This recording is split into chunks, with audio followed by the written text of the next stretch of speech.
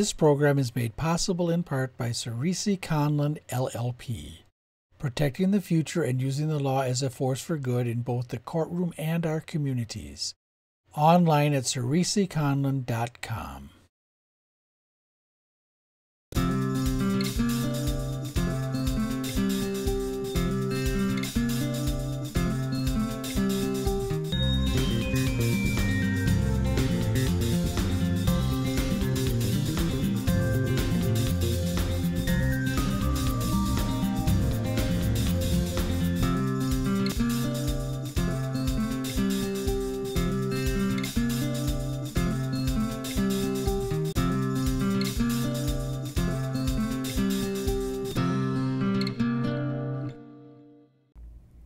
Hello and welcome. We're taping on March 20th, 2023, and as all of you know who live in Minnesota, it's been a long, hard winter. And during this hard winter, I've thought quite often about people who are homeless. And if it's hard for us who have homes, it's been a really hard winter for those who don't. And that's our topic tonight. We're going to talk about those in our city and state who are homeless. So a big topic, one that I think we're all thinking about more and more these days. And with me is the perfect person really to talk about this. Mechelle Perrin is with me. And Mechelle is the Director of Outreach and Shelter for a newly formed organization called Agate Housing and Services. And it's formed from St. Stephen's Human Services and House of Charity. Yes, and I think most of us who live here are familiar with St. Stephen's, maybe not as many House of Charity, but you merged when, Mechelle? We merged in January of 2021, yeah, I'm not going to do math. Okay, so 2 years ago. 2 years ago. So you're still pretty new. Still I had not heard of Agate, so this is a nice way to help bring us all into more awareness. Well, how are we doing here in Minneapolis, St. Paul? Do we have more or fewer people who we consider homeless right now? So one of the challenges with answering that question is that the pandemic really interrupted a lot of the surveying and counting folks who are experiencing homelessness. So Wilder Research does a study, and they have typically done the study every 3 years. The last one was completed in October of 2018, and the next one is scheduled to take place in October of this year. And in the 2018 survey, we did see an increase in the number of people experiencing homelessness. Going back 3 years prior then? Right, okay. Right. And in reports of people accessing shelter, we have seen an increase in households seeking shelter, both families and singles. I would have thought that the pandemic would up the need, so to speak. Yeah, there have been some local counts that have shown maybe a slight decrease over the course of the year. And so it'll be interesting to see. What the Wilder report reveals in October, and of course the results wouldn't be published then until the following spring. Do we, as a metro area, do we have a reputation nationally for being an area that deals quite well with our homeless, or are we one of the cities that has more issues in terms of a national picture? I would say, I can speak anecdotally from what I hear from people that we serve, okay. And then folks that I've talked to. There is a sense that some folks come here for services. Because we're whether more that plays liberal than some other states in terms of our welfare benefits, right? Possibly. It does, you know, I think everybody kind of scratches their head a little bit when they're like, why would you come to Minnesota where it's so cold? Where it's one of the coldest states, right? Does that actually play out in the statistics of like how many people or whether the services are better? I really don't know the answer to that, like specifically. I lived in Portland, Oregon for a while, and it was a long time ago. We didn't have a homeless big problem at that point, but now they really do. And I also worked in Boston one summer, way back in, gosh, it would have been the late 60s. And I remember having to almost step over people who were on the steps of the medical center where I worked. And it was so hard to see. And we've got encampments that are visible, but we don't have a lot of people on the street compared to those two cities that I'm familiar with. So, yeah, we have seen an increase in the visibility. Even prior to the pandemic, we've seen an increase in the visibility of encampments and people experiencing unsheltered homelessness. And unsheltered homelessness? Unsheltered homelessness. Oh, okay. So there's folks living and residing in shelter. We talk about folks being doubled up. Maybe they're not in their own permanent home situation, but they might be living with family or friends temporarily. And so we would consider them, quote unquote, doubled up. That's the lingo. And then there's unsheltered homelessness, and then folks residing in shelter. Okay, I was wondering how broad you went in defining who. I remember the term couch surfing would be equivalent to doubling up, I guess. Or couch hopping, yep. Couch hopping.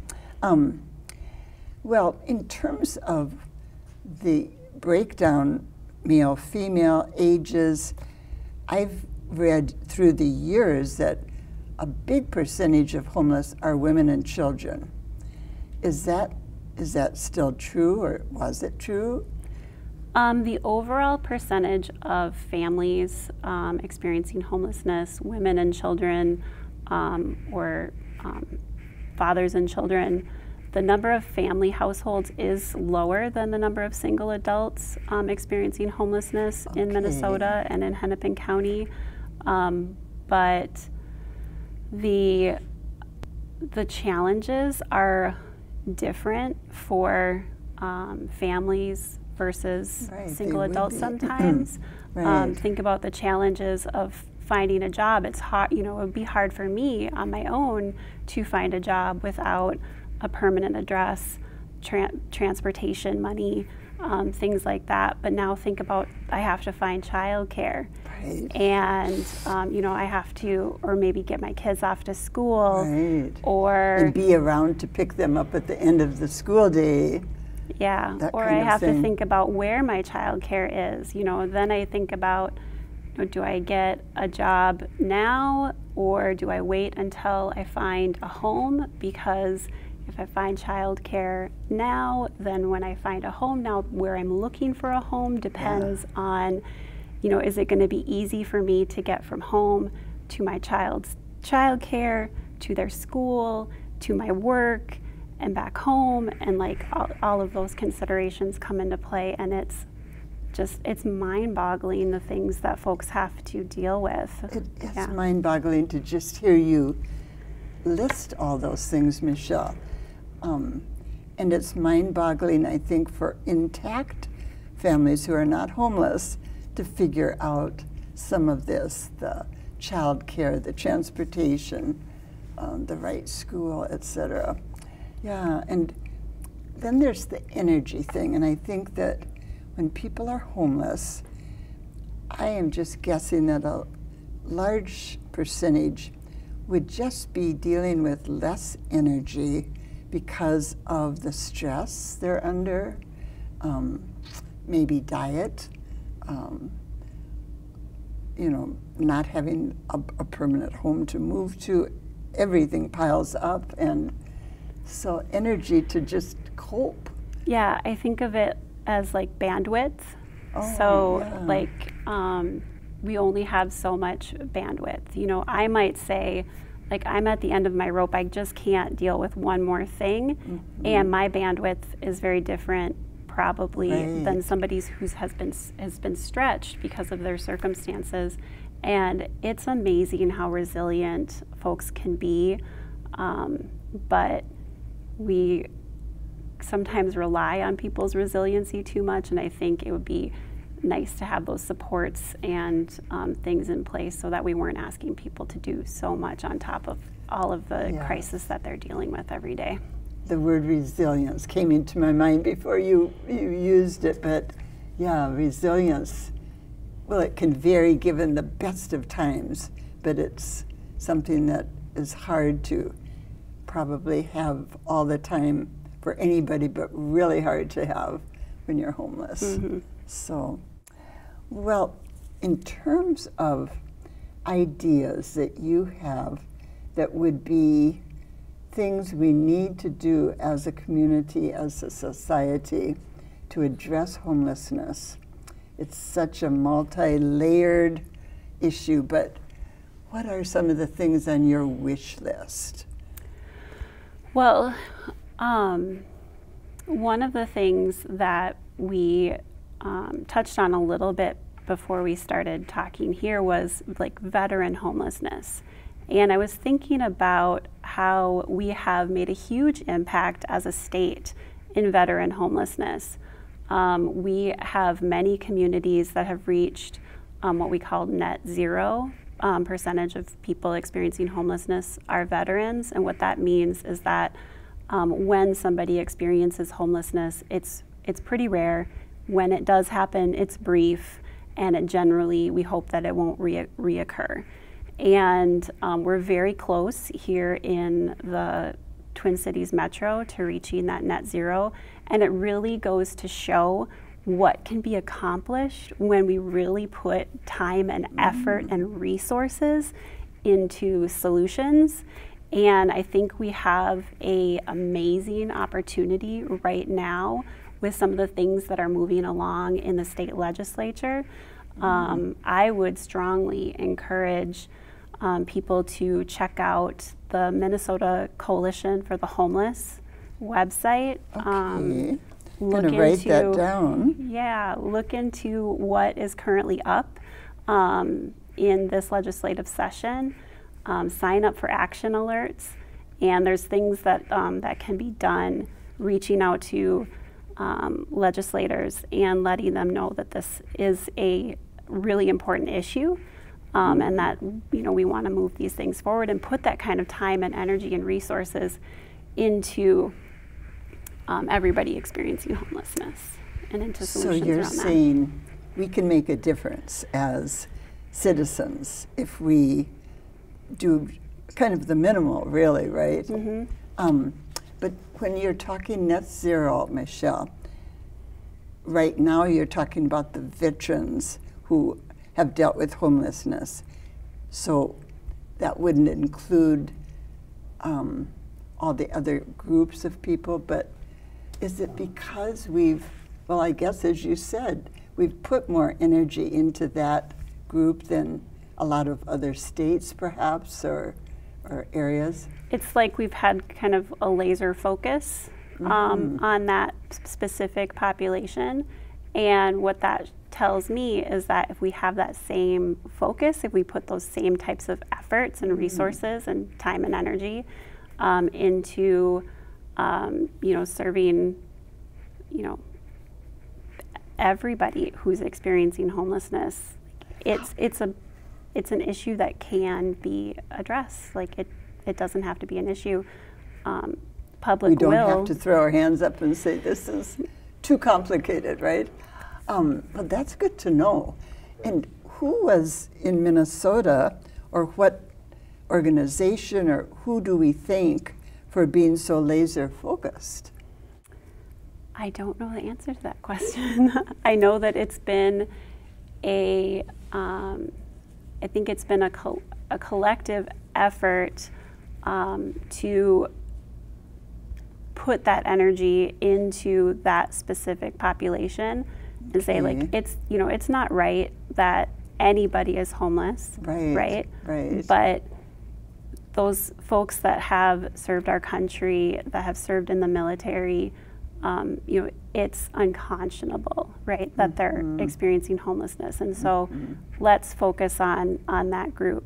And we've seen that it works. And so we, you know, can, if it works for one person, it can work for more than one person. Yeah, that's really hopeful. What about the mentally ill? I mean, of course, there's overlap with all these groups, but would you say what percentage of people that are homeless are also having to deal with mental illness kinds of issues? I would say being homeless is depressing.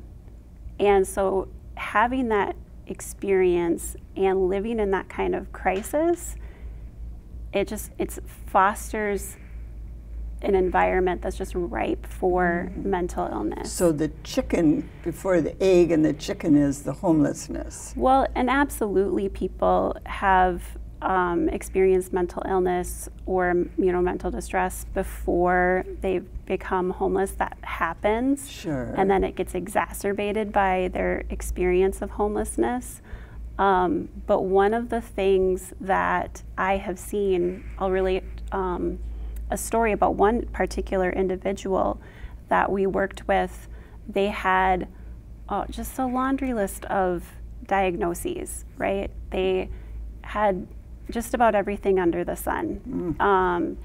And when they moved into housing, after a very short period of time, their diagnoses changed. Some of their diagnoses went away. Really? Like the things that we see, like how stress can play on the mind and the body and somebody's overall wellness and well-being is just, it's unbelievable. And housing can be a solution to that, the shortcuts in a way, maybe, or provide somebody with the space to be able to address and care for those needs.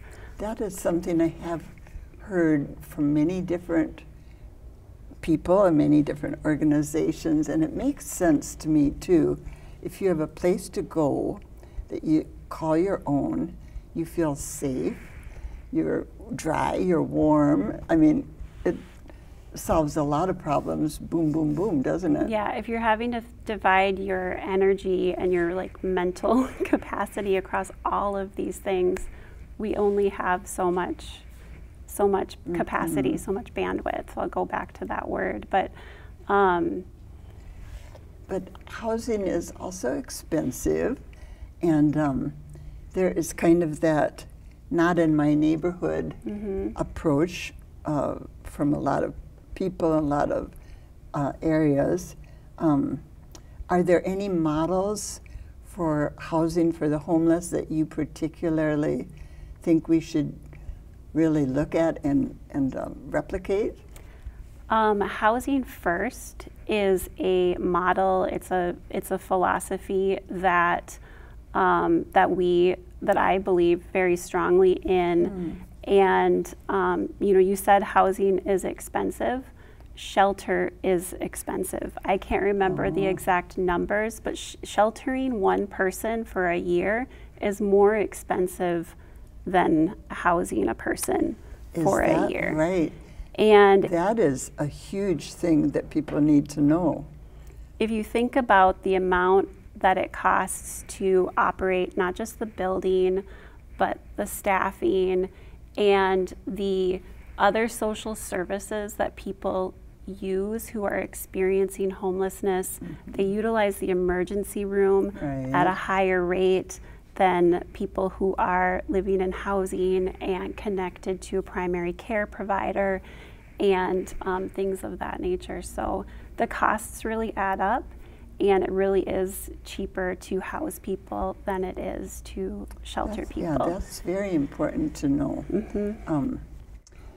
the Little House model was something that we read about, oh, maybe 6 to 12 months ago, that was being tried here a bit. Have you heard how that has gone? I'm not aware of it being, there's there is the small community that just opened up in St. Paul. And I haven't checked in since it opened up to see how that's going. I know that it's been explored in other ways too, with varying degrees of public support, and a lot of the projects that have been proposed have not moved forward.